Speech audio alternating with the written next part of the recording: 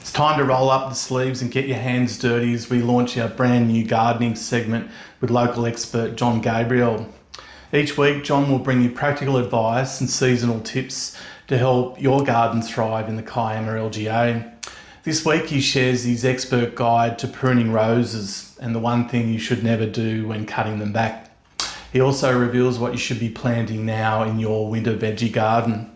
So let's join John at Burnett's on Barney, proud sponsor of this segment, for all the know-how.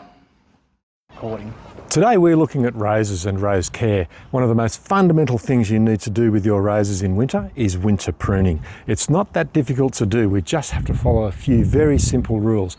Number one, you need to get yourself a good sharp pair of secateurs. You may want to use some gloves because the thorns on the roses can actually impact on your hands and your fingers, and you don't want to get injured. Now what we're aiming for is to open this rose bush up, so we need to make sure we get good airflow to run through the rose so we can eliminate a lot of problems in spring with possible fungal diseases. We then need to start thinking about where do we make our first cuts. So first and foremost, in your garden with roses, any dead or diseased material, we'll cut that out first, and then we can start to look at how do we shape the bush. We need to come back on this particular rose. It's flowered from this point here, and we're going to come back relatively hard. I like to prune fairly hard on roses, and the reason for that is that they are very forgiving and they will generate some really good strong new growth in spring. This particular plant here, I'm looking for buds, and I will always prune to an outside facing bud. Now this has got three main stems. I'm going to take out some of this wood that probably isn't going to be that productive. I'm looking here on these ones. Can I find a bud? And there is a dormant bud sitting here at that leaf junction node. So I'm going to make my first cut on a 45-degree angle, roughly about 6 mil above that bud, and I take out that branch. The reason I've gone that way is because the water away from the bud, any water that falls on there will be directed away from that bud.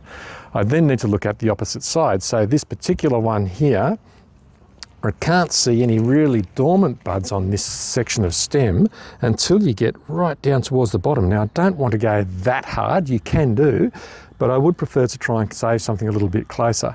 There's another branch running through here, and you can see from this one, it's not an outward facing bud, but I do have a bud that's starting to shoot from this point. I can come back to this one here, and again, I don't necessarily have to go 45 degrees on this one because it's already on an angle. I'm 6 mil above the bud, and out that comes. I'm not too concerned of having these smaller shoots sitting in the middle there. Don't need to remove those at this point in time. I can get rid of those once we get our summer pruning happening after growth's occurred in spring. We now then come to the other side. We've got a little shoot coming away here. There's another bud just at the base of this branch here. I'm going to go back to that one. So I think that's going to be a perfect spot for new growth to emerge. And then again on this particular stem here, if I work my way down, I can see there's a lovely little bud there. I'll take that one as well. So now we've got a rose that's been pruned relatively hard, but it might look fierce, but when it comes to spring, all that new growth will come on and you're going to end up with a lovely red rose. So what do we do after we've finished our pruning?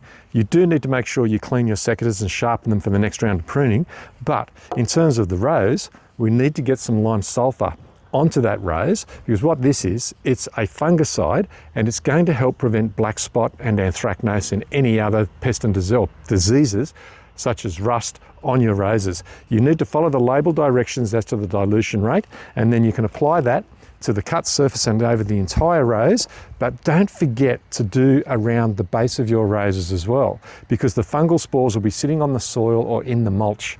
So if you use your lime sulphur after you finish pruning, make sure you go around about 1 metre around your rose to eliminate any possible fungal spores, and your rose is going to be kicking on in spring to be beautiful.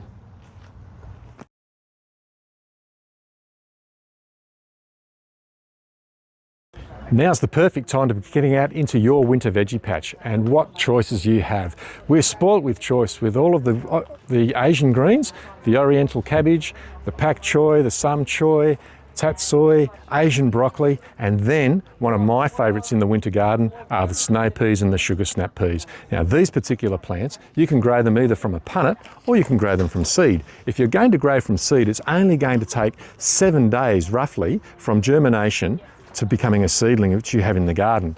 You need to plant them out at about 5 centimetre spacings, and when you do, make sure you use a seaweed solution to give these plants a really good kickstart. What I like to do is actually soak the seed in a solution of seaweed for about 20 minutes prior to planting. Once you've got your seeds in, make sure that you have a support there, a wigwam or trellis system to allow those peas to grow. The kids are going to love it if you get them involved, and it's one way of getting them to eat their winter greens.